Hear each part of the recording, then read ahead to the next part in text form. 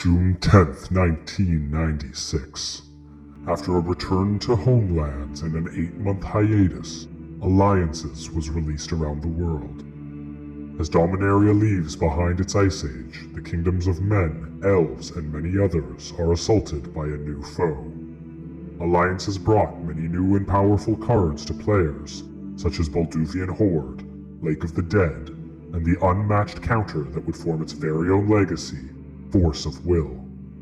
Will our filthy casuals have the force of will required to enter this new time in Dominaria's history? Or will their will crumble as the... You thought this would be a serious dive into Magic's insane backlog of iconic sets alongside 2 professional players? This isn't anything close, but if you wanted to watch 2 clowns who started the game after the borders changed from this to this, then look no further. Join us as we open packs from each set, moving in chronological order, expanding our ever-growing collection and, of course, trying to one-up each other each episode. We're not your power gamer racking up wins at your local game store. We're just a couple of filthy casuals, and this is our progression series.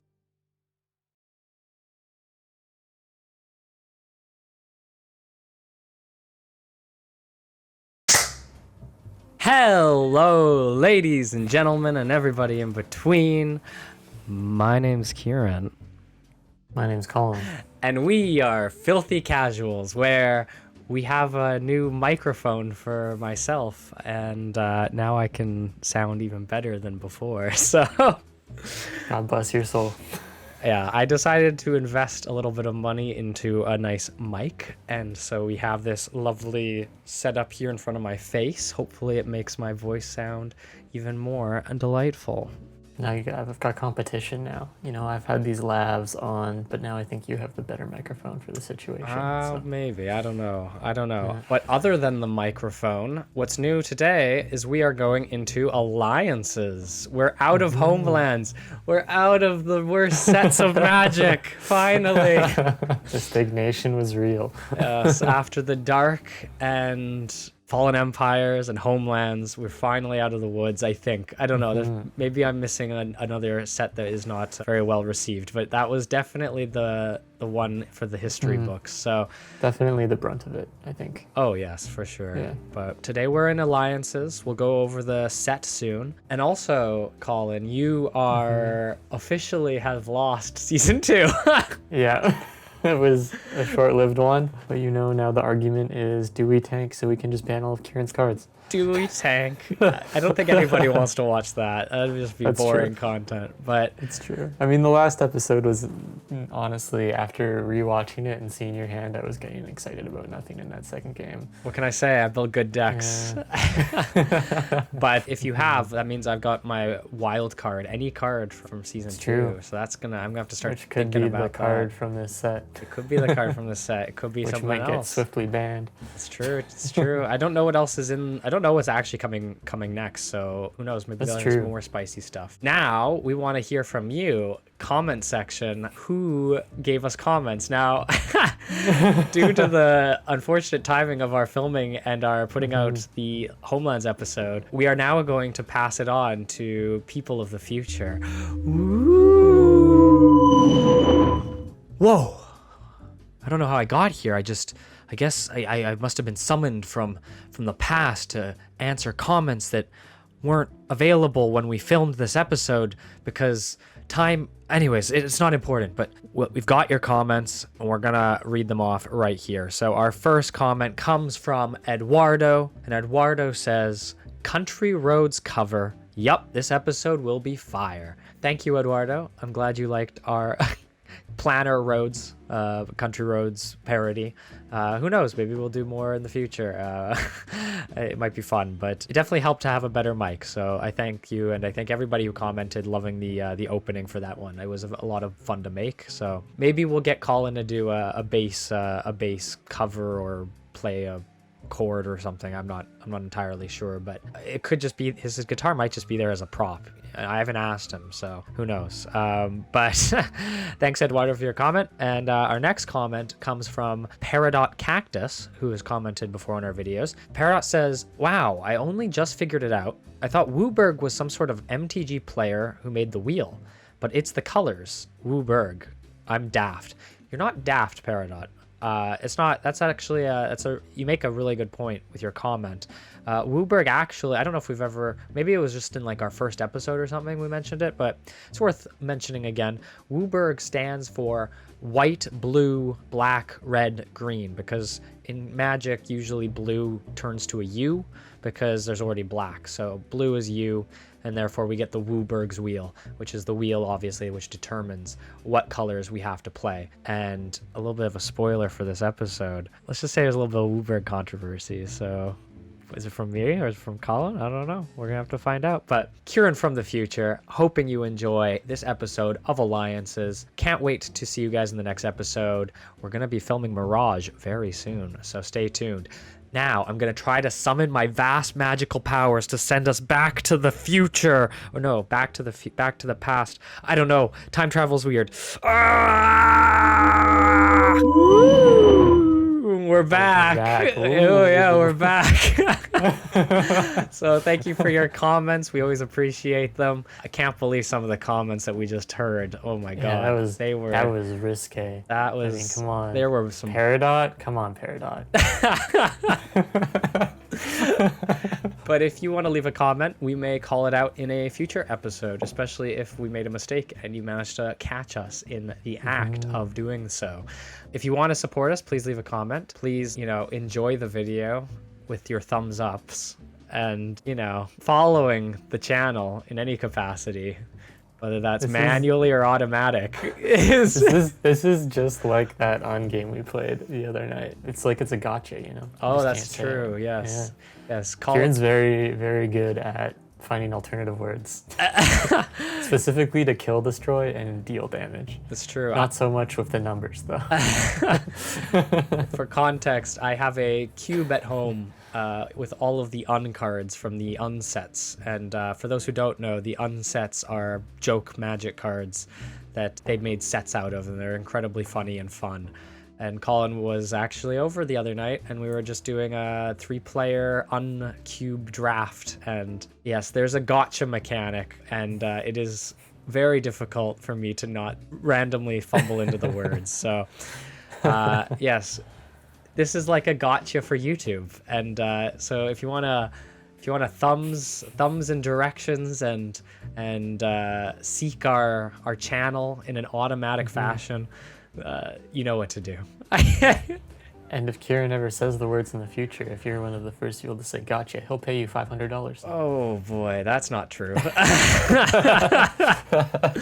But if you do say gotcha, then we will acknowledge that comment for sure. But yeah, at least like timestamp it, That's true. That's true. Yeah. But we are now going to jump into alliances. Here we are. You can see the cards. Scryfall was pretty good, so we're going to continue to use that for now.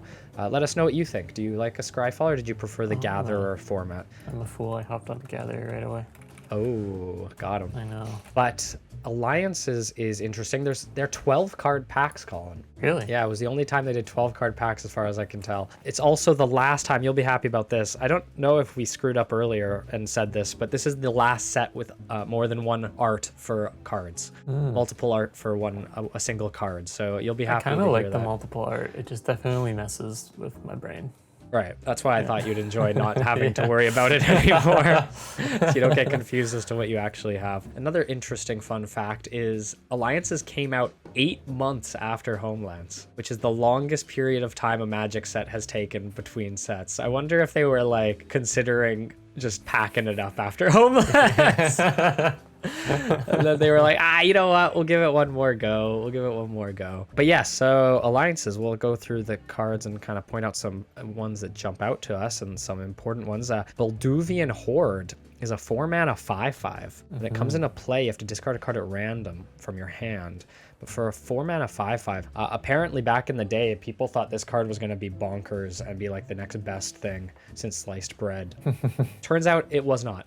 I don't know why. I do feel like it could be good, but maybe just discarding a card at random. 5/5 is pretty huge Yeah. for 4 mana. Like, It's definitely pound for pound one of the better creatures we've seen. We see returning mechanics from Ice Age, such as cumulative upkeep, and I believe there should be some more cantrips in this set too, so that's exciting because those are quite fun. But going down, Gargantuan Gorilla, you got some I know, I saw that. some funny cards like that. And Lake of the Dead is another good one. You get to sacrifice swamps to add 4 black mana to your mana pool. Oh, wow. So apparently That's pretty nuts. yeah, back in the day, this was used to kind of accelerate Necropotence decks because they require 3 black to play. Right. We got some more legendary creatures like Lord of Trestlehorn. There's also apparently a few cards that actually care about snowlands or snow cards. Oh, so cool. there wasn't many of them, but apparently they existed. The story for this set is actually kind of interesting. It's Freyalise, a famous planeswalker of the old school Magic lore. They actually made a green planeswalker commander for her. She's like an elf commander. She lifts the curse or whatever, the magic that actually put the world into an ice age. So this is kind of like on the tail end of the ice, like the ice and snow has dispersed. And now a powerful necromancer named Limdul, who is, some might recognize that name, is raising an army of undead to take over. So that's kind of what the story of alliances is people, they're allying with each other to try to stop Limdul. So and there it is, the one and only Force of Will. Coming in at, I believe, an uncommon. This card is format defining. In a lot of ways, this card is one of the most powerful cards ever printed in Magic, I would say, and they thought it would be fine just being in an uncommon slot in some random set. The reason that Force of Will is so good is that it's a counter spell, like just generic counter spell, but you can, instead of paying the 5 mana, which is a lot, you can pay 1 life and exile a blue card in your hand rather than pay the cost. So this is effectively a free counter spell. It's not really free, you have to exile another blue card. But this card is used in Legacy, Vintage, Commander, all sorts of places. It's been reprinted with all sorts of types of art, and this is where it was first printed. It's definitely going to be a card I think both of us are going to want to pick up. Oh, for sure. Arcane Denial actually is another really good counter spell that people use this a lot in Commander. It's 2 mana. You'll know this card, Colin. It's 2 mana, counter a spell. The caster of the spell draws 2 cards at the next upkeep, and you draw a card at the next upkeep. Right. It's a very interesting. Yeah, it's just a cheap, good counter spell. Your opponent does draw 2 cards, but you draw a card. I don't know if it'll be good for us, because giving the other person 2 cards isn't the best, but Library of Alexandria tech. yeah. I guess it also depends on when you do it, because if you do it when they can't cast anything else and you fill up their hand, they could have to discard as well. True. And I mean, having a situational 2 mana unconditional counter spell is not bad. So Also, we have Babe Alert, Elvish Ranger. Babe Alert, Elvish Ranger. Man, this is some like old school bad fantasy art. Oh yeah. Oh my goodness gracious. How ridiculous. Also, she doesn't look elvish to me. She kind of gives me like human barbarian looks. That's what I was gonna say. This is kind of like the Conan the Barbarian. Yeah, this is very Conan the Barbarian. Yeah. Therese Nielsen. Oh, Therese Nielsen. That's a very famous magic artist, actually, ironically. Huh. Yeah. Lots of gorillas. Oh, wow. There's a shit ton of gorillas. Warcry. I know Tactics. Gorilla Shaman is actually a really strong card and probably worth playing if one of us is playing red. You pay XX1 and destroy non-creature artifact with casting cost equal to X. So you could blow up a Soul Ring for 3 colorless mana. That's pretty good. Or blow up a Mox for 1 mana. So that's pretty strong. Oh, here's another classic one, Stormcrow. Didn't realize there was 2 art to Stormcrow. I don't know why Stormcrow is a classic card. It's a 2 mana 1/2 flyer.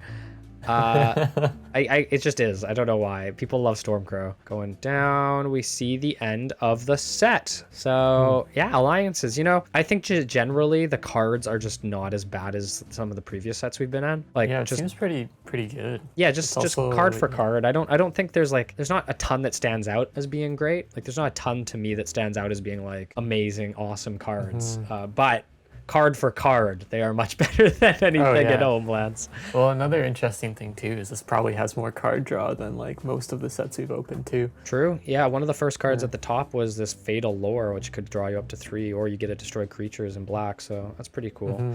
Yeah, I look forward to Opening alliances, see how many Force of Wills we can pull. That's the big ticket item. That is honestly a ban-worthy card for sure. Oh, for sure. Especially if one of us gets 3 or 4 copies. Like. Oh, totally. Yeah, if it's skewed, it's definitely on the hit lists, I think, for both of us. For sure. So we're going to go and open alliances packs. Colin's going to open homelands. Woo! Hey, man. Let's go narwhals. Yeah. Get that narwhal playset. That's right. And we're also going to spin our Wooburg's wheel to determine what colors we have to play. Let's hope Colin here is going to roll white again because he just loves it so much. I'm so over it. I mean, there's at least exile. It's true. Now. Colin, best of luck in your alliance pack openings. This one's a big one.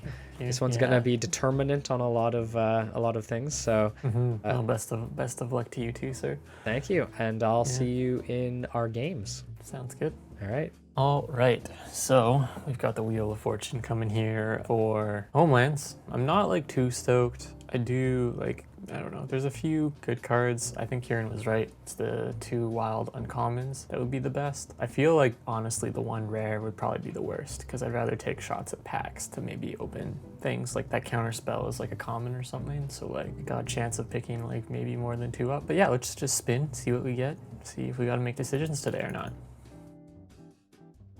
Spin. 3 packs. Cool. Generate my sets. Let's just start sorting by rarity. Got that Minotaur tech. Nothing too crazy besides that, it looks like. I mean, Torture was always kind of an interesting one, but I'm pretty sure we already have 4 of those, if I remember correctly. So go right to the second pack here. The Spectral Bears. Declare an attacker and defending player controls no black cards. Does not untap during its next untap phase. So Reef Pirates got more ship tech. Man, Homelands was really brutal. Okay. Last pack. Oh, we got another Joven. Nice. I think we have like 3 Jovens now. Maybe a little overkill, but you know. Well, that happened. Let's hopefully move on to alliances and feel a little bit better about our lives. All right, we are back at Wooburg's wheel, and God, please, I just want to play Channel Fireball once this season. I'm hoping for red or green. I'll take anything, to be honest. I'm not really in a place where I think we have a better pool. White is not as desirable, but we played blue-white last episode and it worked out for us. So let's spin the wheel and see if we can get red or green for our Channel Fireball deck. You kidding me? Oh no. Oh, blue. It's just the game wants me to play blue. Just blue. Always blue. Okay, you know what, actually? I'm not going to complain because you know what? I have a feeling. I have a good feeling we are going to open Force of Wills, okay? I want to see at least 2 Force of Wills today. Maybe 3 if we're lucky. So let's hope we can get those Force of Wills, and maybe we'll jump back to Mono Blue Tron. Keep mixing it up for Colin. We'll have to see, but we're going to go open up alliances. Let's go see if we can pick up any of those powerful cards. We need to spin our color wheel. As Kieran pointed out, we've been getting white a lot. I think that just generally sucks. I don't know. White's feels quite underpowered, so anything but white would be welcome. But you know, at least there's like exile, like I mentioned. It seems like there's some better white cards in this set, but it would be really nice to change it up. I'm gonna really click a lot this time, you know. Let's see where it goes. Oh my God, please. You gotta be fucking kidding me. Ugh. I think the universe is telling me to, I don't even know what to do. We even tried Boros last time. Is Taylor mad at me? I don't know. He very well could be. Maybe I should shoot him a message.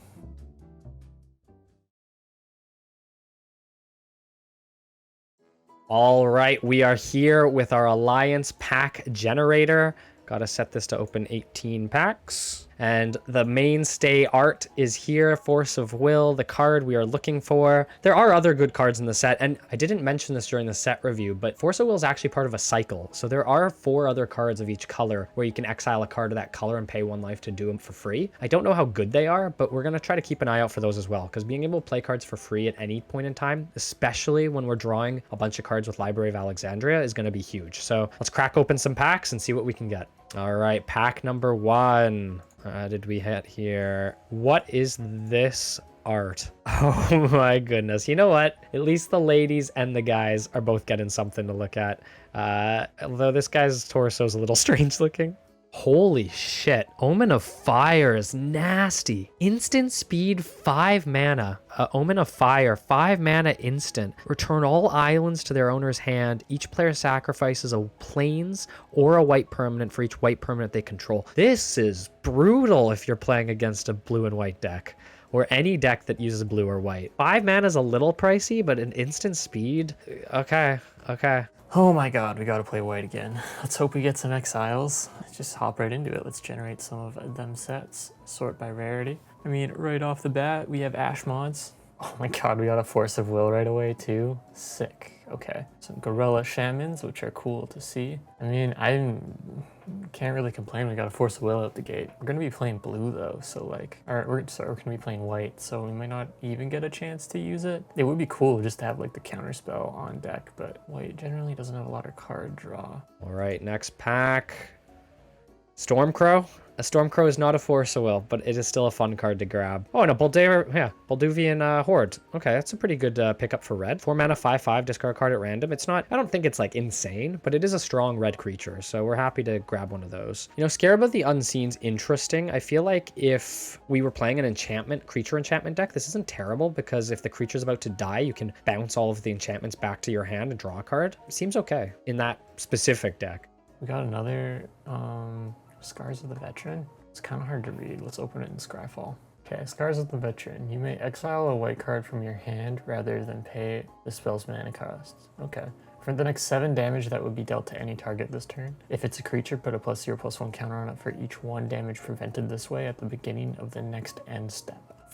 That's not terrible. I guess in like, it's kind of trying to use that same mechanic of Force of Will where you get rid of a card to get an effect. But the big thing is the +1 counters. Like, you could get something really beefy. Is it good? I'm not too sure, honestly. I'll have to think on it a little bit. We're gonna jump into our next pack here. Still have not gotten that Force of Will. We're getting almost to halfway, but we did get another Bolduvian Horde. So that's kind of cool, because that means we can play a more aggressive red deck, perhaps. So that might be interesting. Also, I think I was talking about a red and black Reanimator deck at one point, and this card gets cards into the graveyard, so it's actually not too bad in that shell as well. We did get Contagion, which is the black version of Force of Will. So it's 5 mana, pay a life, remove a black card from your hand from the game rather than pay the cost. Put 2 -2/-1 counters distributed any way you choose on any number of target creatures. This is actually kind of cool, because for a black card and a life, at instant speed, you can put 2 -2/-1 creature counters on creatures. This could, if he is playing a deck that has a lot of 1 toughness cards, could actually be relevant. And regardless, you can pay 5 mana and just do that anyway. So it's not the best removal spell, but the fact that it can be free is actually quite interesting. I love the gorilla and like tribal stuff, but like, it doesn't seem like I ever get enough to make an effective tribe. I think the closest we got was the one time with the goblins, but you know, maybe we're just not there yet. So there's some white-green synergy that could be interesting. We got Tornado up above. Maybe we should keep out for some green stuff, like these ants here. Trample, cumulative upkeep 2. Ants can attack the turn it comes into play on your side. So it's a 4 mana 5/1 haster with trample. It's not too bad. Ooh, that could be good with the instant spell, because then if it prevents the damage, it'll get that many +1/+1 counters and become huge. All right, next pack. Getting worried, guys. I'm not gonna lie. Ritual of the Machine, 4 mana, sorcery, sack a creature to gain control of target non-black, non-black creature. That's kind of cool. Almost like a mind control in black. You have to sacrifice a creature, but if you're playing a deck where you wanted to sacrifice creatures, this could actually be pretty good. Insidious Bookworms is actually kind of cool. It's a 1 mana, 1/1 worm. You pay 2 mana when the worm dies, and basically your opponent discards a card at random. That's kind of mean, actually. If we could pick up a playset of this, or close to a playset of this, it might be fun to put in kind of a black control, make your opponent discard sort of build. I don't hate that. Bolduvian Horde, the best card that's not the best card. Nice. I do like the Barbarian art. That's pretty sick. Interesting. Primitive Justice. There's like some really big Gruul anti-artifact hit coming up. These like in addition cards. I guess if you have extra mana laying around, it is a sorcery, which is kind of tough, but it doesn't seem too bad. Also Stormcrow. Stormcrow seems great. All right, we're a little over halfway now, and our next pack has Disappointment. Actually, you know, the Bookworms, we were just talking about the Bookworms, and I'm glad to get a second copy of that. All right, next pack. Aye, there it is. Okay. First Force of Will. We got it. really hoping we can get a second one, and I'm not going to be greedy. I would be happy with 2, but Force of Will. Okay, we have that. We're playing blue today. It's definitely going in the deck. Hopefully we can show off the power. We also got an Arcane Denial. Like I said, not super sure that this is going to be relevant in the format we're playing. Having Cullen draw 2 cards is actually quite... it's kind of a downside. In something like Commander, it's not as big a deal because you're playing with 4 people. But I don't know. A catch-all counterspell is not the worst. So I think this might be usable, but I think I might honestly just rather be playing the counterspells from Homelands that put it back on top of his library. I don't know. We'll have a think about it. But Force of Will, God, I'm happy to see that. Pillages for artifacts and lands. I don't know. There's a potential world where we just run land destruction and really just be jerks. But I don't know if I'm up for that. That just seems a little too harsh. We want to have fun here, right? We don't want to make this an unbearable situation. Ooh, another Balduvian Horde. Also, Storm Elemental, what the heck, that's a lot of mana. Small text, let's go look at it in Scryfall. So the top card of your library, tap target creature with flying. Exile the top card of your library. If the exiled card is a snowland, Stormland gets +1/+1 until end of turn. Interesting, so it is a snowland card, like Kieran was talking about. Doesn't seem great though for 6 mana. I guess it's a 3/4 flyer, which is like pretty good, but you know, there's like Efreets and stuff with like seemingly less downsides and don't cost 6 mana. All right, next pack. Can we see another Force of Will?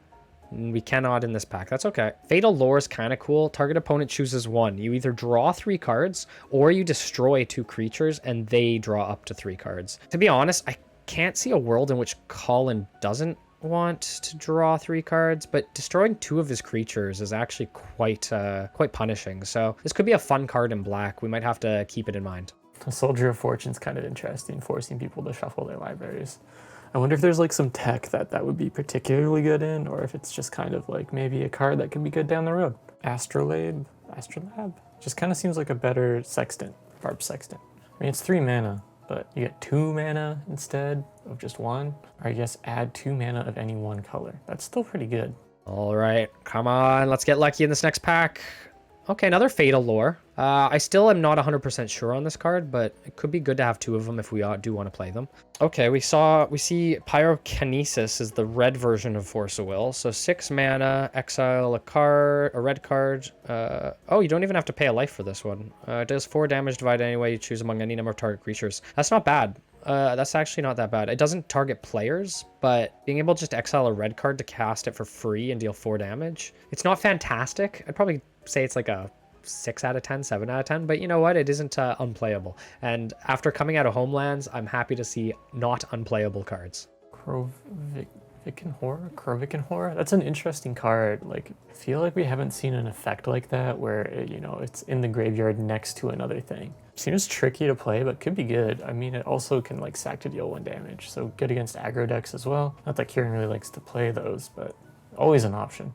All right, we're coming up to the close here. Can we get... No, we got another Pyrokinesis. This could have been a Force of Will. Okay, 3rd Bookworm. Happy to see this. I think these are a fun little hidden card for black, and I think it could be a lot of fun to call and discard cards at random. And our rare is Misfortune. It's in Jund colors, black, red, and green. Target opponent chooses 1. You put a +1 counter on each creature you control and gain 4 life, or put a -1 counter on each creature that opponent controls and deal 4 damage to him or her. It's not terrible. It's 3 colors, so you kind of have to be playing that, but not the worst. Bounty of the Hunt. Let's take a look at that one as well. Why not?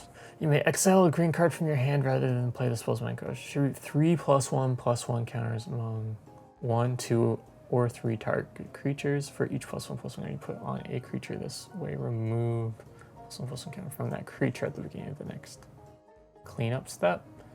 Interesting.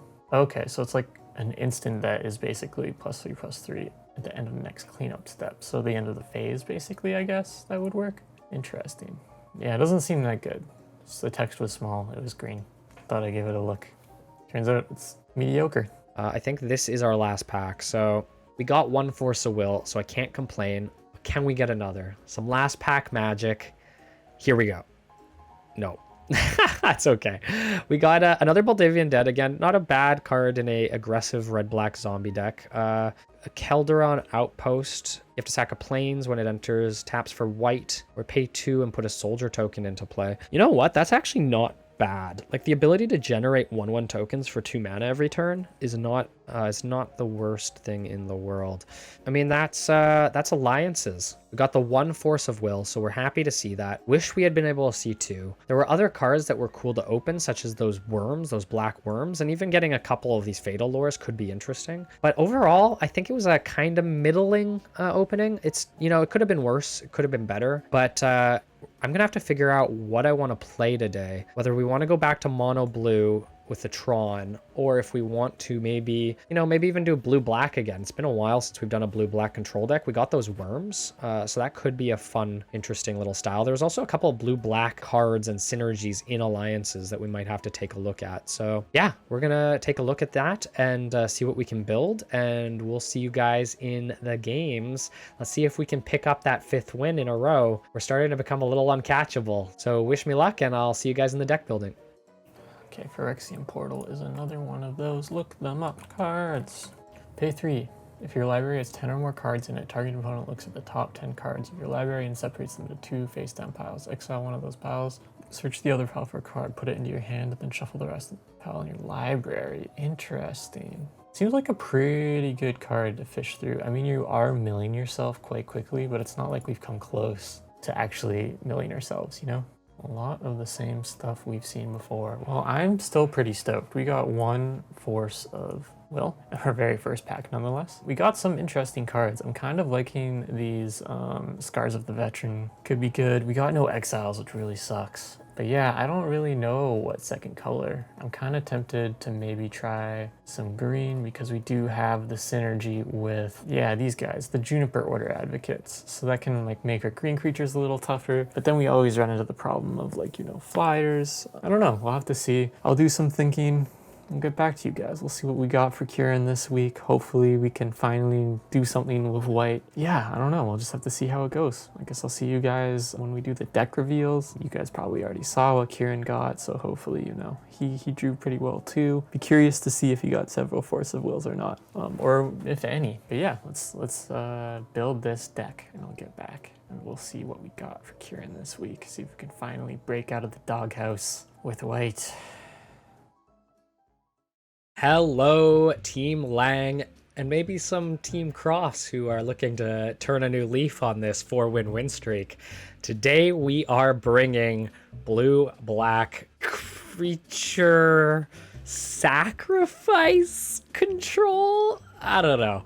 I don't know what this deck is. It's a little janky, I'm not gonna lie, but you know what? If we lose on this one, that's my bad. But the deck's gonna be fun. This is kind of our first dipping of a toe into a creature sacrifice deck, paying off on using your creatures as a resource. So we'll see if it works out. I'm also skirting the line on what it means to be a Wooburg Wheel blue deck, because I'm pretty sure only about a third of the deck is blue. But I'll jump into the card by card and let's see what we've got. So we've got our, we've got the package that just is not going to change. It's 2 Black Lotus, Mox Emerald, Mox Jet, double Soul Ring. This package here allows us to play 17 lands. So let's hope that this is going to be enough. It's been pretty good, actually. The last several episodes, I've been pretty happy with the amount of mana that we've been picking up. For our creatures, we got 20 creatures because it's a creature-based deck. We got 2 Brine Shamans. This is a card I've been wanting to play for a while. It's a 2-mana 1/1. We tap it and sacrifice a creature to give a creature +2/+2. You can also pay double blue and a colorless, and that's the thing. A lot of the cards are black, but they actually do have blue abilities, so I kind of count that as well. So 1 colorless, 2 blue, sack a creature, counter target creature spell. So that could be really powerful if we can get that set up properly. We've got a Hell's Caretaker. I wanted to bring 2 of these. I only ended up bringing 1. Basically, on your upkeep, you can tap it and sacrifice a creature to bring any creature from your graveyard back to the battlefield. So it can kind of rotate creatures, keep the good ones on the battlefield and the bad ones in the graveyard. We brought a Hypnotic Spectre. It's just a good control card. Hits Colin, he has to discard a card from random from his hand and has flying. 3 Insidious Bookworms. These are from alliances. I don't know if these are going to be any good. I think the card's kind of funny, and it's pay 1 black and 1 colorless after it dies, and when you do, your opponent has to discard a card at random from their hand. So I'm hoping these cards can pair well with cards like, Hell's Caretaker, because I tap it, sack an Insidious Bookworm, pay 2, make him discard a random card, and then bring a powerful card like Sengir Vampire back from the graveyard. So I think these will be nice little cannon fodder 1-mana 1/1s. We have our Mind Stab Thralls. Colin's played against these before. before. They're 3 mana 2/2 thralls.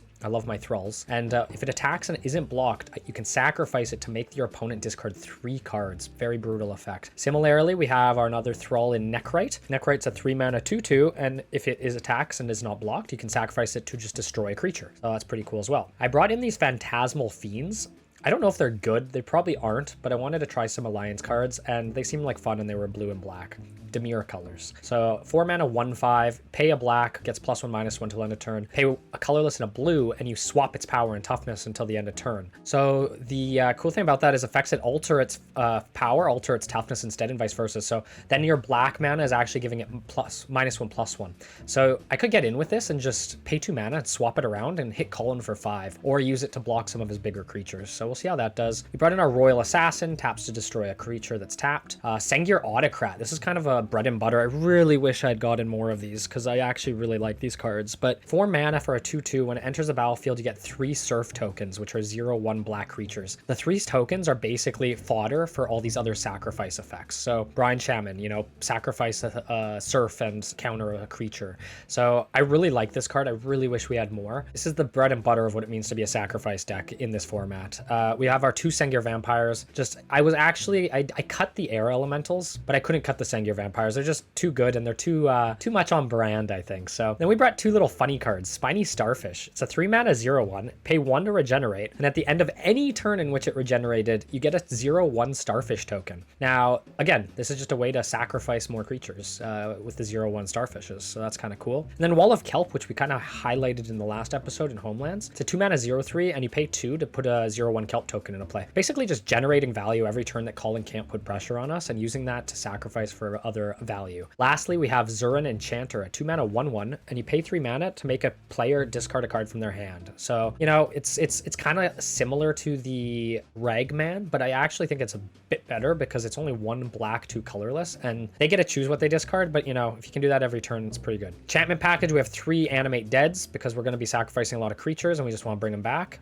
Binding Grasp, you know, pay 4, take control of his creature, use it as sacrifice fodder or just use it to swing at him. Casting Bones, 3 mana enchant creature, and if it's put into the graveyard, you draw 3 cards and then discard 1. So really good engine value card. You know, throw this on a Bookworm, then sacrifice it to the Hell's Caretaker, draw 3, discard 1. Seems really good.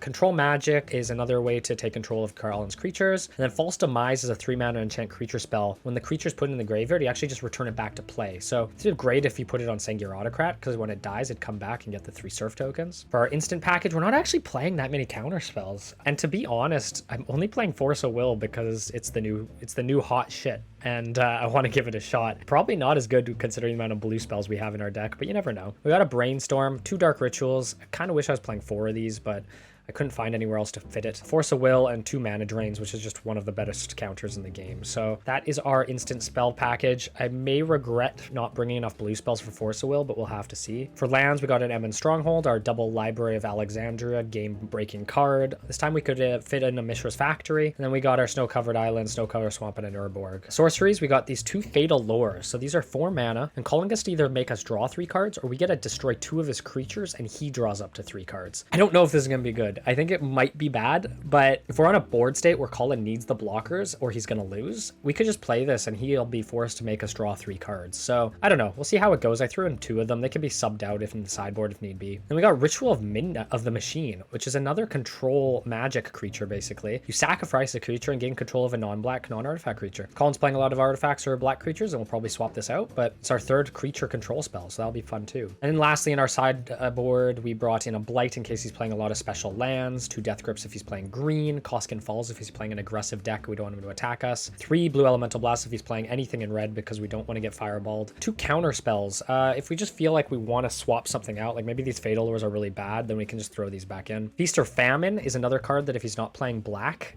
we can play it, and it's a destroy a creature and get a 2/2 zombie, which could then be sacrificed for things. Similar with Terror, I don't like bringing Terror in unless I know he's not playing black. That might be incorrect. It might be best to just bring it main board, but this is kind of our destroy creature package. And then lastly, Stench of Evil if he's playing white. That was a fast little deck tech. I don't want to take up too much of your guys' time. I want to get into the games, and I want to see if this blue-black control sacrifice deck is going to work. This isn't quite a reanimator deck. We're not putting big creatures in the graveyard to bring them back with Animate Dead. This is more of a value engine. Sacrifice your creatures, bring them back, sacrifice them, bring them back. So we'll see if we have enough things to pay that off, but we're going to jump into our game and see if we can get 5 wins in a row. Wish me luck. All right, so we ended up going white-green, mostly because I kind of fell in love with this Juniper Order Advocate card, which is just a 3-mana 1/2. Just to remind everybody, as long as Juniper Order Advocate is untapped, all green creatures you control get +1/+1. So I thought it would just be kind of maybe a nice little synergistic board presence thing. Maybe can try to put some mid-game pressure on Kieran. This deck is an interesting one. I feel like maybe it's a throwback to when I played white-green a really long time ago with some adjustments. It's nothing too special. We tried to make it pretty balanced, mid-game push. Hopefully we can put enough pressure on Kieran to make something happen. I also think I put way too many lands in it, but we'll find out. That's what sideboards are for, and it's been a few episodes since I've messed that up. So if anything, I'm back on brand. Might give us an advantage. But yeah, I guess to kind of explain from the creature angle of things, we have the Juniper Orders, or Juniper Order Advocates, who are trying to help our Gorilla Barbary Apes, which are just 2-mana 2/2s, and then are also Gorilla Berserkers. Hopefully buff them up to try to start hitting early on with the Barbary Ape, later on with the Berserkers, forcing Kieran to make big blocks, which could end up being quite devastating. We also threw a Sarah Angel in there because it's just a good card. We also threw a Sustaining Spirit, which is an interesting, maybe try to keep us alive depending what Kieran is playing. It's a 2-mana Guardian that's a 0/3. It has a cumulative upkeep of 2. Any damage that would reduce your life total to less than 1 instead reduces it to 1. So very similar to the Alley of Cairo. I figured I'd throw it in there as a backup. Now we kind of have some late game burst in these cards that we're getting a lot of in alliances called the Yavimaya Ants. So they're 5/1 tramplers with a cumulative upkeep of 2, but they also come into play of haste. So it's a 5/1 trampler for 4 mana, which isn't bad, you know. It's kind of like a spark elemental kind of thing going on where we YOLO in there, try to maybe get a killing blow. But I kind of have some support for it. One being our typical old giant growths, which is the instant 1-mana 3/3s to buff them up to try to even go even further over top, or even trick Kieran into, you know, jumping with a 1/1 and then stomping over the 1/1. But we also have this other card that we got a couple of that I talked about in the pack openings, is Scars of the Veteran. It's a little complicated. It's also very expensive mana-wise to try to get this combo off on the same turn. But it says you may remove a white card in your hand from play, or in your hand from the game, instead of paying its cost, which honestly we don't have a lot of white cards. We have a lot more in our sideboard, but we could try to subvert that. But essentially it prevents up to 7 damage to target creature or player. For each 1 damage to a creature prevented by Scars of the Veteran, put a +0/+1 counter on that creature until end of turn. So if Kieran is looking to blow up these ants or even the gorillas, we can make them really hefty with toughness. So basically taking away the one weakness that this card has. Will it pay off? I don't know. It's a cutesy little combat trick. We'll see what happens. Besides that, we're running a lot of normal stuff. We have Caracas, just in case there are legendary creatures. We have this outpost that will create 1/1 soldiers. It requires us to sacrifice a plains, which is a little hefty, but it also gives us white mana. We have our Mishra's Factories to maybe help the early game a bit with some pressure. Then we kind of leaned into card draw as well to try to keep up with Kieran, as he, you know, has the better card draw in the game right now. We have these Astrolabes, which is a 3-mana artifact where you pay 1, sacrifice it, add 2 mana of any 1 color to your mana pool, play this ability as an interrupt, draw a card at the beginning of your next turn's upkeep. So very similar to the Barb Sectants, a little more pricey, but it gets you more mana as a return. Of course, we have Black Lotus and Soul Rings. We're also running this as another interesting card that I thought of, was the Lodestone Bauble. It's a 0-mana artifact, but you can pay 1 to sacrifice it, put up to 4 target basic lands from any player's graveyard on top of his or her library. That player draws a card at the beginning of their next turn's upkeep. Now this could be a good way to just shoot us through the ramping phase early on in the game, or even use use it kind of offensively to try to slow Kieran down in the late game. If he's just drawing lands, those could be dead draws at a certain point in the game. So it's an interesting card. I don't know if it'll pay off or not. This is, again, very much just mid-game pressure with cool cards that I liked from the set. And then we have our sideboard. I'll get into a bit more, but we have a lot of anti-black stuff. Kieran hasn't played black in a while. It could pop up. We have a lot of anti-flying stuff, something that we see Kieran play a lot. We also have some anti-blue and some anti-enchantment and artifact. So we are hedging our bets a bit. We're not covering all our bases in the sideboard, but it's kind of what I usually end up doing. We'll see. We'll see as it pays off. We also have 24 lands and then 3 artifacts. Well, technically 7 artifacts that'll get us even more mana, and the renewals, which will hopefully thin out our deck of all those lands at some point, so we start drawing gas. But yeah, I don't know. It's a pretty straightforward deck. We've had success with our giant growths in the past. We'll see if we can mimic that. But yeah, we'll see. Hopefully, white will finally pay off for us. It's been 3 episodes in a row now. At least white's getting good cards. Sucks we didn't get exiles. Those seemed like super good. Anyways, let's just hop right into it. See what he's got for us.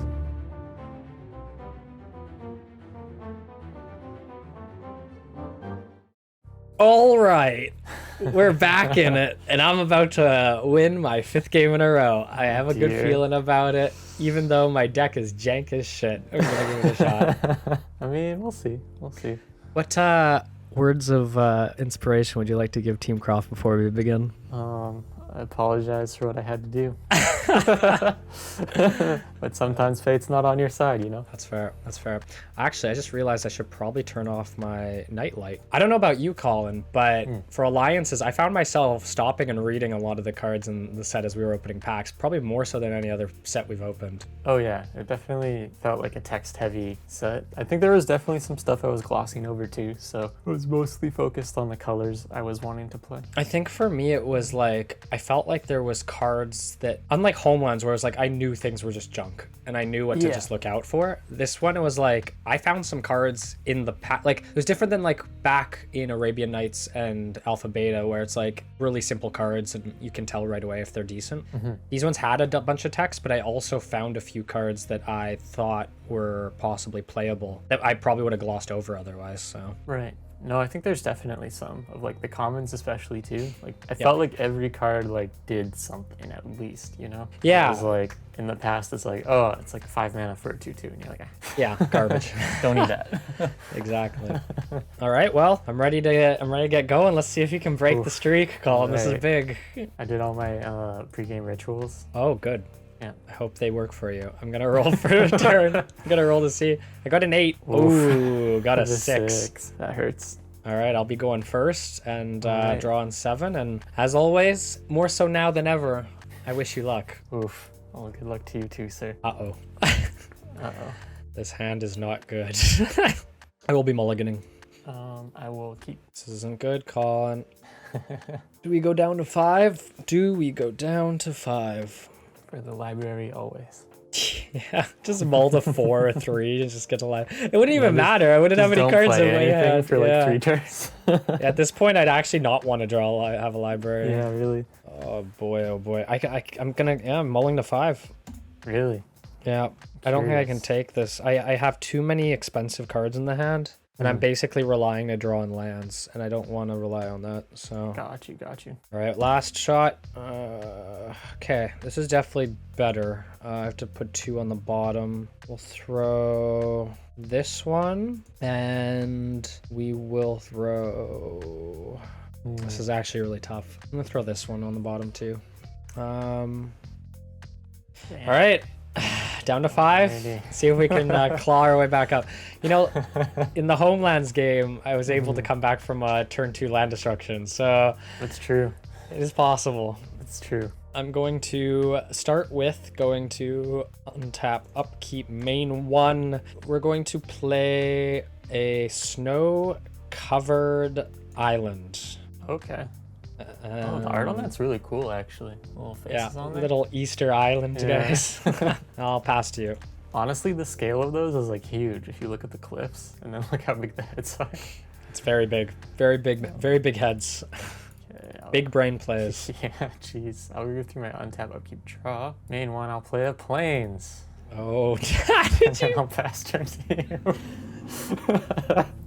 Did you end up getting white on your wheel? No, I chose white out of my own volition. I don't believe you. Okay, untap, upkeep, draw. Main one kind of sucks. Game's gonna get given away pretty quick here. I'm gonna play Urborg. Oh, okay, I see what's going on. Yeah, I'm playing some Dimir colors. I'm gonna land. pass to you. All right, untap, upkeep, draw. Main one. We will play a forest, Ooh. and then I will pass. Colin's turn B. fabled green white deck is back. Selesnya. That's right. Untap. Do you remember what was in it? I do not. You haven't played green in a hot minute. I don't think I remember what your pool looks like. White, I kind of know what to expect. You probably got some of those exile cards if I had to guess. I actually don't know what to expect with white either. Oh, you're probably playing banding or some shit like that to make me upset. And I'll draw for turn. Main one. I like to annoy you. I'm not a sadomasochist though. I'm gonna put some pressure on you, hopefully. I'm gonna pay 1 black and cast Dark Ritual. Okay. And with a 3 black, I'm gonna tap. Dark Ritual art. Oh yeah, me too. Triple black, blue. I'm gonna cast a new spell, Phantasmal Fiend. Ooh. Pretty neat art. It's a 1/5. I can pay a black to give it +1/-1 till end of turn, or I can pay 2, including a blue, to switch its power and toughness until end of turn. But it also says that effects that alter its power and toughness will do it reverse. So that's kind of interesting. Wait. So like if it were to get Yeah, so if I were to pay 2 and switch its power and toughness, it would become a 5/1. But then its black first ability would basically read pay a black to get -1/+1. right. Okay. So the first ability is always useful. The second ability is just to swap it. Right. So hopefully I can beat you in for 5 every turn. We'll see how it goes. I'll pass to you. Untap, upkeep, draw. Main one. Play a second plains. Okay. We'll pay 3 and we'll get the preacher out. Oh no. And we'll pass turn to you. Let's see if we can misplay this one again. So So redemption round. to be clear, Preacher, I choose the creature I Yes. give you. Yeah. Yes. Yeah. Okay. This case I only have 1 creature, so it shouldn't be a problem. Untap, upkeep, draw, main 1. Wish I had kept the Dark Ritual in my hand, but such is life. I feel like this is the only chance I'm going to have to get the damage in. So, and thankfully you can't swap its power nor pump it. So I'm going to go to combat, and I'm going to swing in for 1. Okay. I will declare no blockers. Okay, I will pay 2 mana and swap it to make you take 5. Okay. 2, 3, 4, 5. Sounds pretty good to me. The pain. Pain train, and I'll pass to you. We'll untap, upkeep, draw. Main 1. I will play. I'll tap 3. Sorry. I should play mana first. Okay. I'll play Astrolabe. Oh, yep. I got a couple of these. I feel like they're quite good, but 3 mana is a little much. Yeah, they're kind of like slow barb sextants, but you get more mana out of them. Yeah, they're like a 1 mana, or like a 1-time mana rock.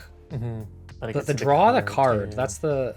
But so does the sextant, right? But the sextant just filters. Filters for 1, whereas this gets you an extra mana. Yeah. I wonder if it... Yeah, I feel like 2 mana for this would have been better, but... Yeah. I mean, it's still early sets, you know? I want my power creep. Um, Quite good in a 3-color deck, I think. yeah. I will. I saw that little side look. Somebody waiting for their 3rd color. I think you have to do... I think it's instant speed, isn't it? It doesn't say it has Oh, it to is be, instant does it? speed. Yeah, you're right. Okay. So untap, upkeep, draw. Okay. Main 1. I will play the wonderful, the powerful, the exotic, and fantastic Library of Alexandria. Oh boy. Will he And get now- there? Yeah. Can I? I'm gonna tap preacher in response now. I think Sure. because I don't think I can take the 5. Yep, that's fine. I'm gonna play a Mox Emerald. Okay. I'm gonna pay 4. Oh fuck. Am I gonna do that now? You know what? I'm not gonna play the Mox Emerald. Take backsies. I'm gonna take that back season. I'm gonna pass. I'd rather try to get up to the library. What I was gonna play was not worth 2 cards out of my hand. Right. I will untap, upkeep, draw. Main 1, play forest. Now we can do some spicy things. I don't like to hear that. I'm going to, I want to do that or that. I think I'll pay 1 forest to crack the Astrolab, pumping me with 2 green. Okay. And I do get a draw on, is it the next upkeep? Next upkeep. Next turns. So it would be on your upkeep. Yeah. Okay. So 2 floating. Then I will use those 2, not add more mana. Pay 4 to play Yavimaya Ants. What the fuck? So it's yeah. 5/1 trample with cumulative upkeep of 2 forests. Okay. Yavimaya Ants can attack on the turn it comes into play on your side. It has haste? Yes. Oh no. Oh, big no. Okay. So I'm gonna go to combat and I'm going to swing in with the 1/5 and the 5/1. That's pretty good. Okay, I'll take 6. I have a response to damage. Okay. I'm gonna pay 1 forest and I'm going Giant to growth. There it is. So I'm gonna hit you for 9 total. 9? Sorry. Yeah. All right, take my beats. And then I will pass turn to you. I very much, actually, I don't know. Maybe there's no time for regrets. Untap, upkeep, draw. I get to draw your Fuck. upkeep. Main 1, that was not good. I cannot survive. No, sorry, library. Mox Emerald, pay 4. I'm gonna play a Hell's Caretaker, Ooh. Hell's which Caretaker. hopefully can block your ants. I tap it, sacrifice a creature to put a creature from my graveyard back into the battlefield. Can only use it during my upkeep though. I'll pass to you. Untap, keep, draw, main 1. Oh, I have to do my cumulative upkeep, which I am going to do. Not cumulative, just... Oh, it's cumulative upkeep. Yeah. Oh, holy shit. Okay, that's really expensive. So I'm gonna play a forest. That's the best way to do this. I thought it was just pay 2. Like, I thought it was just pay 2 mana at the beginning of your upkeep. Although I guess getting in for like 10 damage for Pretty 6 nutty. mana is pretty good. Yeah. I'll move to combat and swing in with the ants and the phantasmal. Show me the giant growth. Yeah, giant growth it. Sure. So you'll take 8. 8 damage, yeah. Oof. Second main. Go past turn there. Got him on the Okay. ropes. Got him on the ropes. I'm pretty dead. Untap, upkeep, draw. Oh, that's interesting. Okay. So I'm gonna just play it so I can talk about it. So I'm gonna pay 4 and cast Blinding Grasp, Oh, enchanting a creature to gain control of it. okay. Now, here's the thing. I could take control of the ants, which means that I'm only taking 1 damage next turn, unless you have a giant growth to kill me, which is very possible. I could take control of the preacher, which would gain control back of my fiend. Now, the thing with that is I believe you cannot pay the cumulative upkeep next turn. So your ants are going to die next turn regardless, unless you have something to give yourself green mana at instant speed, which I don't think you do. So I am going to attach it to the preacher. Okay. Yeah, preacher, get you that. All right. See if that's enough. Pass to you. Okay. I'm going to drop another ants on me with haste. I'm just going to die. Untap. Upkeep, ants die. Thank God. Okay. I made the right call there. Draw. Ooh, there's lots of ways I can do this. Can call and kill me at 3 health with 5 open mana. I guess go to main 1. We'll play a plains.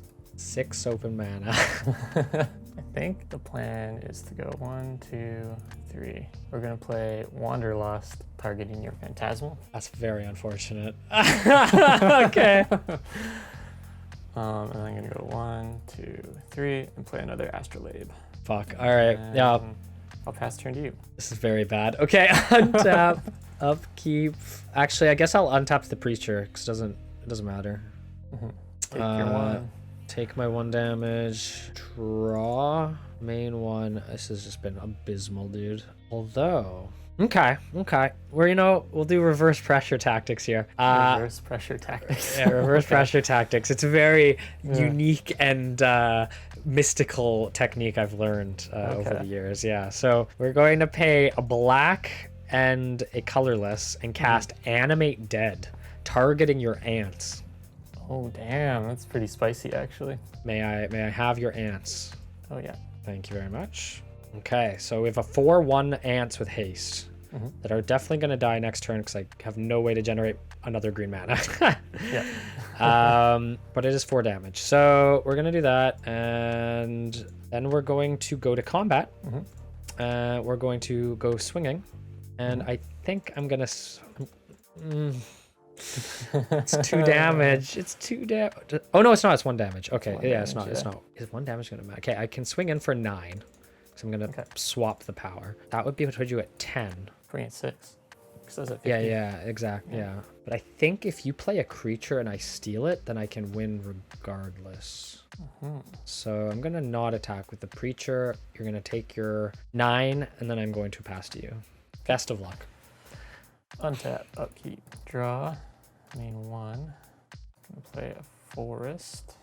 This game got very interesting very quickly. It got pretty intense. I'm gonna crack Astrolabe. Okay. It doesn't really matter because I'm just doing it for the card draw, but 2 white. I'll pass turn there. Okay, so what the fuck? Alright, untap, upkeep. I get to draw a card. I take a damage. Do you have fog? I lose the ants. Rip ants. Alright, draw. I mean, you either have fog or you die. I don't think there are flash creatures in the set yet. Maybe? I have a Mox Jet. All the Moxes. Combat? If I win this, I swear to God. Attack with both. I declare no blockers. Swap power and toughness. I have a response. Okay. 1, 2, 3, 4, 5. I'm going to Scars of the Veteran, your Phantasmal Fiend. What the fuck? Oh, is this, I think I might have opened this and I just didn't know it. Is this the white version? This is a white force will? Basically, yeah. So Yeah, I can okay. I can remove a white card from my hand and not pay its cost, but it prevents up to 7 damage to target creature or player, so me. For each 1 damage target creature prevented, Scars of the Veteran puts a +0/+1 counter on that, but it's preventing damage to me. So I don't think I have to target a creature, not rereading it, so I think I just don't take damage. It targets you. Yeah. Yeah, so you just take no damage. Yeah. So sad. Yeah. GG. That's game. Put my turret out. Okay, I'm sorry. I'm sorry. I see I'm how done. it is. I'm sorry. Okay, so that went pretty well. Kieran did mull to 5 though, so it was in some ways probably closer than it should have been. So the ants worked out really well with the sustained pressure, but something I did tune into is that he is playing black and blue, which is that we hedged our bets on getting some black and blue hate, and now we got it. So I subbed in the tsunamis, I subbed in the droughts, I subbed in the karma. So now I think we can kind of start playing more of this choky, slow burn game against Kieran, and we'll see how it goes. I'm a little hesitant. I took out the land tax because I don't think... I mean, it would be nice to thin out my deck of lands, but it's pretty situational. We'll see. I took out Regrowth just because if he's stealing creatures from my graveyard, I don't know. This one was a little hard to cut, I'm not gonna lie. The logic behind it is more he was taking control of my stuff, so it might not necessarily be hitting my graveyard all the time, which is kind of scary, but having a Regrowth would be huge for one of my ants, so that might be coming back in pretty soon. We also took out the Soul Rings, another kind of controversial play maybe, but I think with the Astrolabes, I might be okay. Part of me was almost thinking I'd take out a Forest or Plains instead, because I could always turn 1 land, Soul Ring, next turn Astrolabe into something that's 4 mana, which is like a lot of my deck. So we'll see. We'll just see how it goes. We're playing around. We'll see if this hate gets to him at all. I mean, it's 4 cards, so we should be at least drawing 1 of them. And honestly, if he gets like 3 islands out and we tsunami, that's pretty devastating. The karma would slow him down and the drought would slow him down a lot, which is really important, I think. Especially because it seems like he's playing a control-y deck again. But, you know, we'll see. We'll see how it goes. We'll see how he plays. We'll see if we can actually pull through with a second win. But yeah, I forgot what it's like to win for a while. It's been a long time. So hopefully we can carry it through. Okay, we lost that one, but you know what? Like we said, it was a close one considering I mulled to 5, so I'm not feeling too worried, but we did bring in some good sideboard stuff to hopefully help with game 2. So we brought in our 3 terrors. I opted to not bring in the Feast or Famines because Colin isn't playing a fast deck per se, but he is playing a deck with some acceleration. I assume he's bringing in his Moxes and Lotuses and Soul Rings as well. And so being able to stop a 5/1 haste from hitting us in the face, I feel like Terror's is the better pick at 2 mana. He's also not playing black, so that really helps. Also brought in 2 Death Grips, 2 black mana. Hopefully we actually get to 2 black mana this game. But 2 black mana and then pay 2 black to counter green spells. To be honest, I'm not super confident in this one just because it is a little on the slower side. But you know what? We're going to give it a shot and see what else. I didn't actually see too many green cards, so that might be a reason to not bring this in. Actually, you know what? We're only take 1 Death Grip, and let's bring back Okay, so we're actually going to bring back the Sengir Vampire and drop the other Death Grip. I actually think one is enough, and if we can get out a quick Sengir Vampire, I think that'll be good. We brought in our 3 Tears, we brought in the Death Grip, we also brought Stench of Evil, which honestly could just blow him out. 4 mana, sorcery, destroy all planes. So if he has a bunch of planes on the battlefield, he's going to definitely get hurt by that. We took out the Hell's Caretaker. It's just too slow for the matchup. Also took out the 3 enchant creature spells, just because getting a creature and then setting up the enchantment and not getting destroyed by quick aggro decks is probably not the way to go. So we took out the 3 enchant creature spells because I thought it would be a little too slow. And yes, Heresy, we removed the Force of Will. Honestly, we're not bringing in a lot of our other blue sideboard cards, and we even took out 1 blue card. So Force of Will for a free spell is not going to be very live, and to be quite honest, at 5 mana it is too slow as well for a counter spell. So we're going to run this back. Hope we don't get screwed by the mulligan plan, but I think the deck can do it. I'm curious to see what else is in his deck though, because we didn't get to see too much of it. So we'll have to keep an eye out for that prevent damage spell in the future, and obviously any exiles. But yeah, we'll see how it goes. Wish me luck. See if we can win game 2.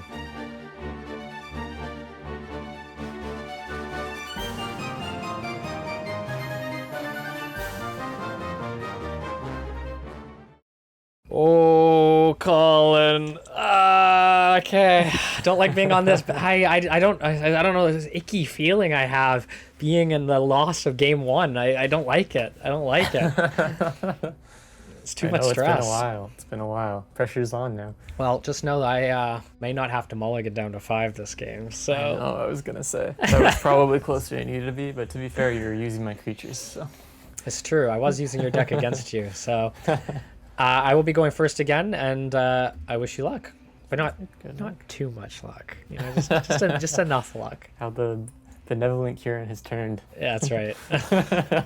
All right, this hand is definitely a lot better. It's not great. There are definitely some big flaws, but I am gonna keep. I think I will keep as well. All right, let's start her off. I'm going to untap, upkeep, main phase 1. It's not quite as fast as I'd hoped. We'll go snow-covered swamp into a soul ring. Okay, it's not as fast as you wanted. No, if I could have been a little faster, just a smidge faster, it would have been good. He's so greedy. I will play a forest and pass. All right, untap, upkeep, draw. Main phase 1. Mox Jet, no land drop. 1, 2, 3, 4. I'm going to play, actually, yeah, I'm going to play a Sengir Autocrat. Oh. So, yeah, when he enters the battlefield, I get 3 surf tokens. Look at that. Oh, this program sometimes it just hits just right. Okay, cool. Look at my surfy boys over here. Yeah. And I actually thought surfs were going to be more like thralls for some reason. I had that in my head. And so these buff-ass bold farmers are not what I expected, but you know. They're pretty ripped. It Swords to Plowshares is back, but in creature form. It's true. It's true. I'll pass to you. All right, I will untap, upkeep, draw. Go to main 1, play Plains. And I will tap 2 mana, play some Barbary. Oh, I thought you were going to disenchant my soul ring. I was like, oh god. And then I'll pass to you. Why the fuck are you playing a 2 mana 2/2/8? There has to be a better card. You're playing Gorilla, some weird ass Celestia Gorilla tribal. All right. Untap, upkeep, draw. Main 1. This is so good in some ways and so bad in others. Well, pay 4. I'll use one of the colorless to cast a second soul ring. Oh my gosh. And we'll use Not the other as fast as you like. This is fast. Not having another land definitely hurts. The other 3 mana is going to be used to play a Neckrite, which is a 2/2 thrall. If it attacks and isn't blocked, I can sacrifice it to destroy one of your creatures. Okay. And I will not be going to combat with this Sengir Autocrat. If he dies, all my serfs die. I will be passing to you. Untap, upkeep, draw. Going to main 1. I will play a Plains. And then I will tap 3 to play Renewal. Ooh. Sacrificing my forest. So now I get to search my library for a basic land card and put directly into play. View library. It's another forest. It is another forest. Really? You just wanted the draw? And to thin my deck a bit. Okay. Then I will shuffle 3 times, because 3 times seems to be lucky. He says after shuffling 4 times. I will pass to you. That's the opposite of luck. in some cultures. 4 is an unlucky number. 4 is It's a death. number. We can agree that it's a Untap, upkeep, draw. Fuck. Main one, no land drop. Yikes. You know what though? Wait till I start getting some disenchants. You're going to be in real trouble. Yeah, right. Okay, we're gonna go 1, 2, 3, 4 and play a new card that I got. Ritual of the Machine. What the heck? So I'm gonna sacrifice a serf and gain permanent control of your Barbary apes. Wow. Okay. Cool. And we'll go to combat and swing in for 4. Interesting. 1, 2, 3, 4. Why not the 8? Because he has summoning sickness. You just gained control of him though. You didn't get summoned again. It's whenever a creature exchanges control with another person, it gains summoning sickness. Oh, okay. I'll pass to you. Untap, upkeep, draw. Main 1. Play Forest. Play 3. And Astrolabe. Okay. And then I'll pass turn to you. All right. Maybe we can get this. We can get this, ladies and gentlemen. Untap, upkeep, draw. No land drop. Those Soul Rings doing work. Yeah, seriously. Actually, the Mox Jet definitely doing work. 1, 2, 3. I'm gonna cast a Mind Stab Thrall, which you'll remember is the one that when it attacks and is not blocked, I can sacrifice it to make you discard 3 cards. Yep. Could be brutal. I'm gonna go to attack phase. We're gonna go to attack phase and swing in with 6 damage. We'll take 6. All right. Pass to you. Untap, upkeep, draw. Oh my god. Must have Main creatures. 1. What is happening? You're just getting flooded. Yep. 1, 2, 3. Astrolabe. Oh, okay. And I'll pay 1, pay 2, crack both of them. Oh, okay, okay. So you have 4 And mana. then I'll pass to you. Oh, that hurt my soul to see that mana go to the exile zone. I need the Okay. cards. Okay, untap, upkeep, Gonna draw. draw 2. Jeez, really? Okay, draw for turn. Main 1. I actually did get a snow-covered island. Not that it matters too much at this point. We're just gonna go combat and swing in with the squad. I will not be doing damage with the Mind Stab Thrall. I will be making you discard 3 cards. I will discard Caracas, a Plains, and a Plains. Holy shit, you weren't kidding when you said you were flooded. All right, so you just take 6. Yep. Okay, and then we'll just throw down another Neckrite. All right. Pass to you. Untap, upkeep, draw. Main 1. I'll not play gonna lie. Plains. I'm not gonna lie, Colin. I'm a little embarrassed. I haven't played a single blue spell. it may have been what I rolled on Wooburg's wheel. Oh god. I'll crack the Astrolabe and pass to you. Untap, upkeep, draw. You get your Astrolabe card. Main 1. That's brutal. Combat. Swing in. You got it. All right. Jeez, oh, jeez, oh, jeez. I don't think either of us have gotten that mana flooded in the series. Yeah. That's the first time. We got game 2.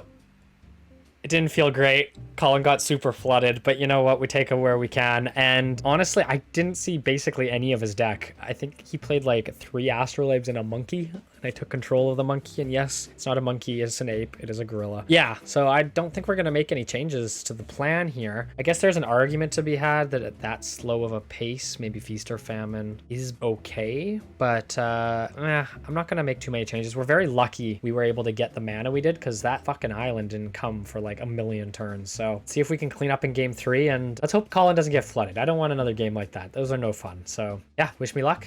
We're gonna go in. All right. So that really sucked. I did cut down lands. Finally. I went down to 20 lands. I took out 3 forests and a plain to kind of balance the colors out a bit, mainly just because we still need to get plains despite being more green heavy. I also put in 2 more disenchants. We brought back the regrowth just in case the game goes long. I feel like it might not, but we still have our hate cards in there, so we'll see. I feel like if we drew into a disenchant or something, that game would have been very different, getting rid of that extra black mana of the Mox Jet. But you know, what can you do when he's taking control of all your cards? We're not really kitted for that. We really gotta hope for, you know, some drought or some karmas going on or some sort of suppression to slow him down. But yeah, that last game, I feel almost like it was a bit of a wash just because, you know, drew a lot of lands, probably over half my lands and a third of my deck. Maybe not over half, but like close to half. I don't know, we'll see. It seems to happen so frequently at this point that I'm sure it's something I'm doing. Anyways, yeah, let's hop into it and see what happens.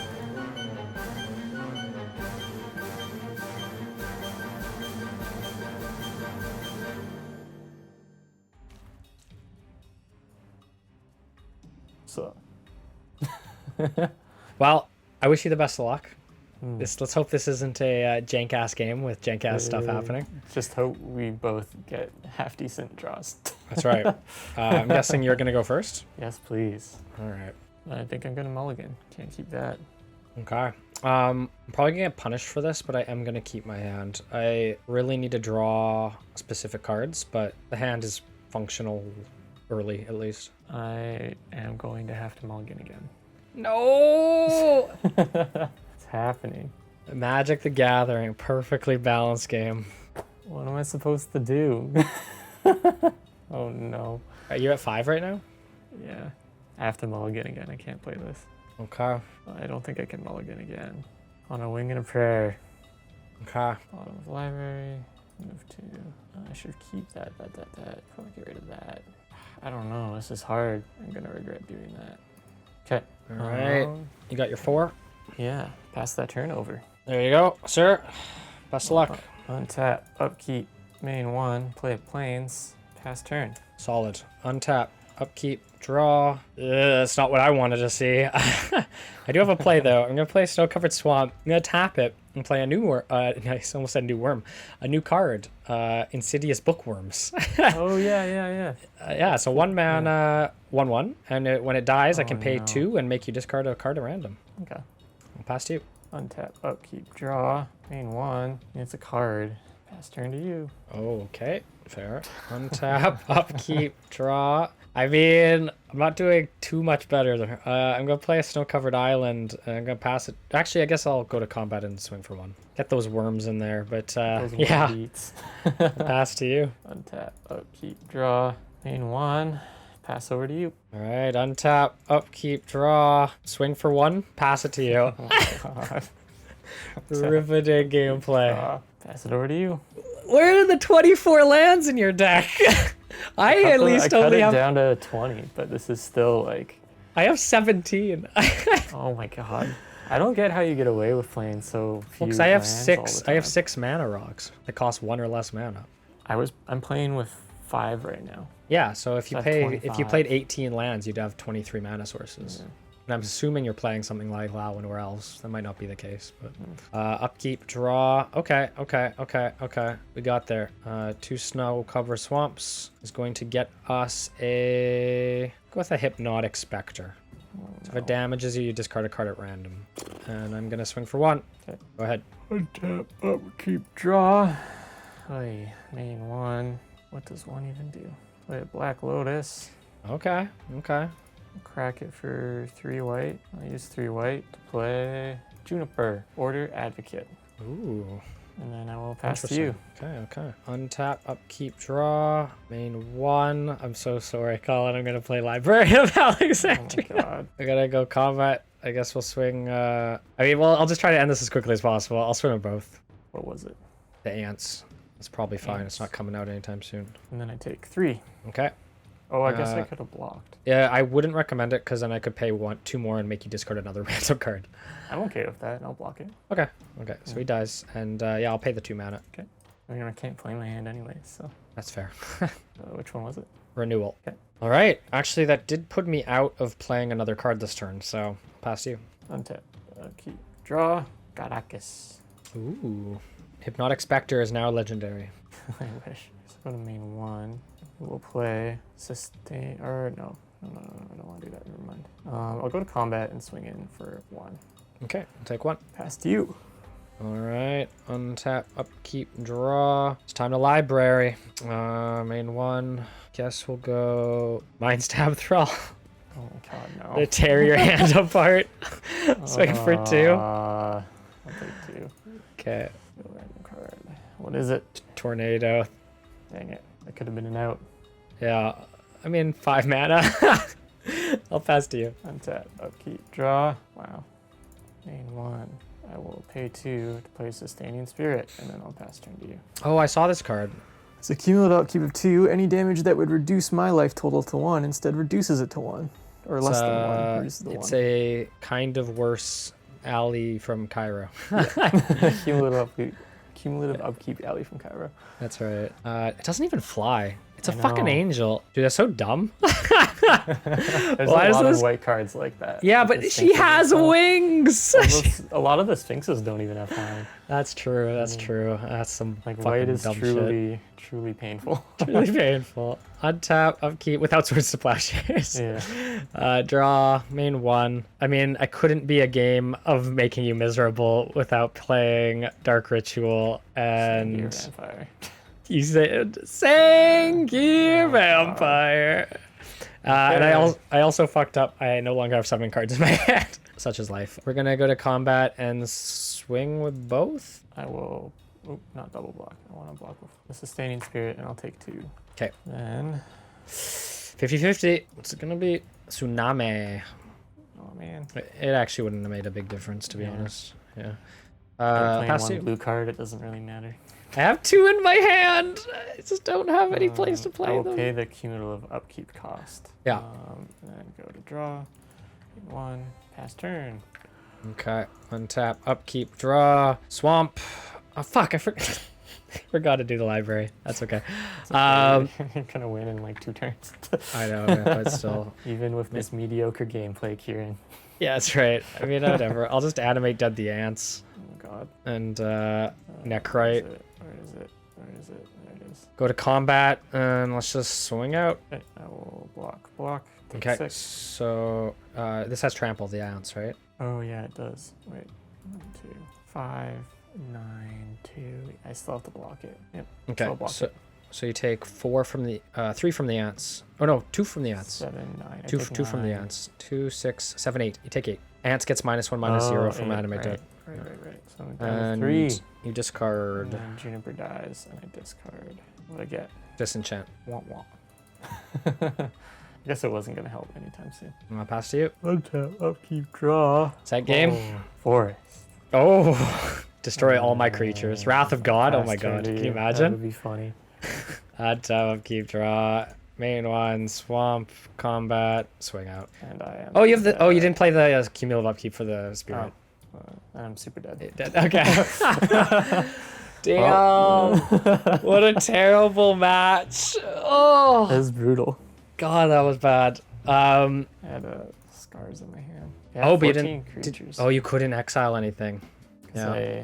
yeah. So I did not have a ton of blue in my deck, but I did have black cards that required blue. That was one You thing. had 3 blue cards in your deck. I have 2 in my hand. I have 2 in my hand. 5 blue cards in your deck. And then I sided out a couple when I played this game too. Like I think felt I had bad 7 or about 9. having 10 white cards in my deck, and you have like 5. I think I have 8 total. Brutal. I think I have 8 total blue cards. It just goes to show, kids, Wooberg's wheel doesn't matter for one of the players here. all right, that's enough out of you. I mean, if you look through the deck though, there are cards that like require blue too. So the Brine Shamans both require blue, and I think, those Phantasmal Fiends. So there's 4 black cards that require blue, and I think I had about 8 blue cards. So yeah. I know. Whatever, I just sleep didn't want to at play night. blue again. Play blue so much. I didn't want to play white again either, but here we are. It's true. It's true. What's your deck all about here? Astrolabe, Lodestone Baubles, Drought, Brutal. Yeah, I teched in. I only really had anti-blue and black tech, so I was pretty stoked to try to get that in. But Right. I don't think I didn't draw a creature in the second game. I draw 2 creatures, Right. and then this game I got 3 lands on the field. So Yeah, didn't really get to any of my value cards. I brought in Stench of Evil, which would have been a massive blowout as well. It just destroys all planes for 4 mana. Jeez. I feel like your deck is like a fine creature-based strategy. Although, like, I don't know, man. Like, I was playing... I considered my deck a creature-based deck with this... Because I was basically trying to do a creature sacrifice deck. Right. That's why I had, like, Sangir Autocrat. I had the Brine Shamans were, like, the cards I really was excited to play. Because they were blue and black specifically. And you sacked creatures. Fishes and stuff, yeah. Yeah. So I like sack creature to counter a creature, those kinds of effects. I don't think it's super ideal at the moment with the cards we have, but I thought I'd give it a shot. Oh. But even so, it worked pretty well. Yeah. Yeah, like you basically didn't let me have a board the 2 games you won. So. Yeah, that's true. But like I was just gonna say, I consider my deck a creature deck, and I made sure I tried to keep at least 20 creatures in. Right. Like that was like I felt weird even going down to 20. Right. I ended up pulling 2 out, so I was down to 18 after sideboarding. But or actually maybe 19. But yeah, I honestly think if you're gonna go for like a creature-based strategy, like It wasn't probably like purely creature though. It was like trying to be kind of enchantmenty, generate value. Like the Right. Wanderlusts were in there. Like it was more of a burst and then kind of burn you out with like other stuff. Right. Yeah. Oh, that's fair. I definitely think 24 lands though. You could cut that down. Yeah. I mean, I went to 20 in this game, Yeah. And- No, that's a good idea. and the exact opposite happened, which kind of sucked. But Yeah. What did you have you have the 1 Black Lotus? Did you bring your mocks and the soul rings? I had the soul rings and no moxes though, Oh, okay.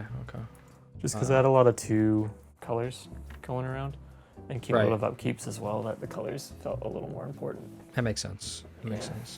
The did you side the soul rings out? Yeah, because I was like, Oh. I can't really lose the card draw, because like if you get a Library of Alexandria, you need to at Right. least kind of keep pace. Yeah. I don't know. I feel like we just got hit by the magic blues there. Just bad opening hands. It was Never- a little rough, but you never know, feels it good. happens. Yeah. I mean, if you had had your 7 and like a decent amount of lands, I think it would have been a more interesting game. Yeah. I think the first hand I had 1 mana, the second hand I had 1 mana, and the other land required me to sack the other land to play it. It's the one that generates tokens. Oh, The outpost. Yeah. Oh, And yeah. then, The Kel'Doran Outpost actually seems like a pretty good card. Yeah, I was excited, but when it's in your opening hand with 1 other land, it's like, oh shit! Like, I was Yeah. I would have kept on 2 lands at any point, but it just never happened. That's And fair. then I think with the 5 card hand, I either had 1 land or no land or something, and I was like, oh my god, like please. Yeah. Well, what can I say?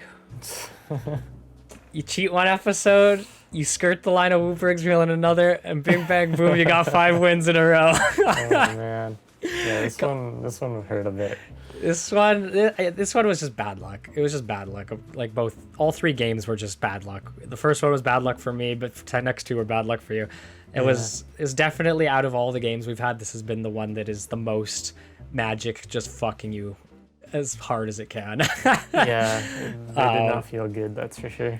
No, like I don't even think, like, I got the mana rocks, those cheap mana rocks. Like, we saw a few of them, but they're definitely, like, considering we both had like 4 to 6 of them, like, we didn't draw basically any in that regard. So yeah, alliances, a fine pack opening, a middling format. Our next set though is Mirage, which is gonna be cool. I think there are several strong Mirage cards which we will be able to pull, and hopefully that'll give Colin the competitive edge he needs to break my win streak. But you know what? I'm getting a little nervous because you have 5 bans right now, and I have 0. So I feel like my whole collection is just gonna get stripped bare for season 3, and that's not gonna feel good. But you know, I guess that's the price of victory, the price of fame, if you will.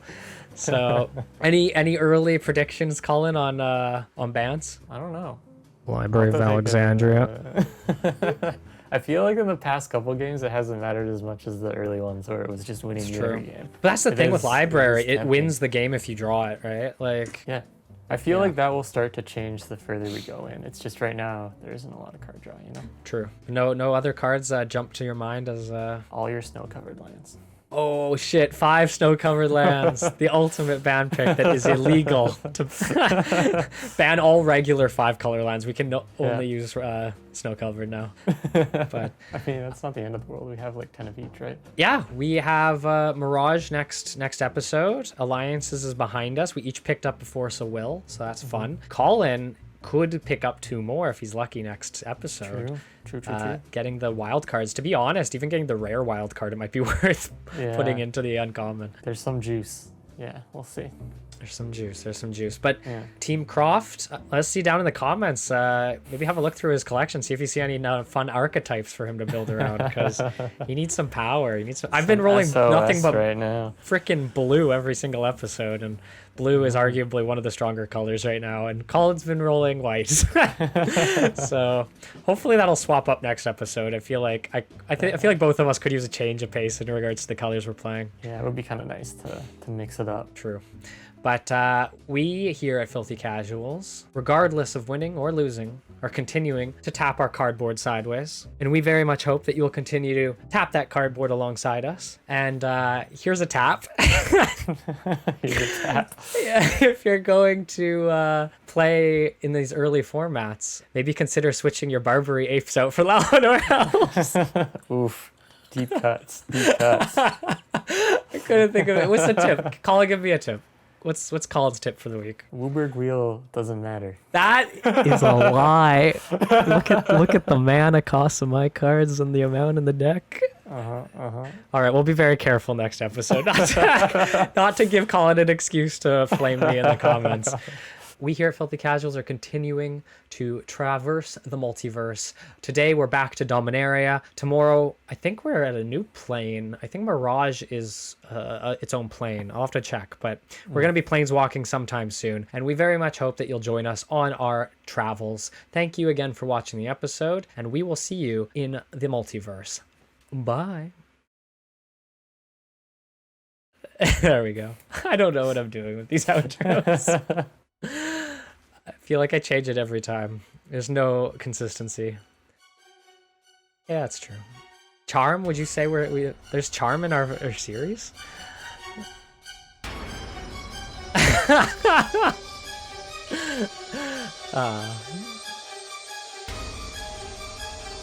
enough. All right, we're stopped the recording in 3, 2, 1.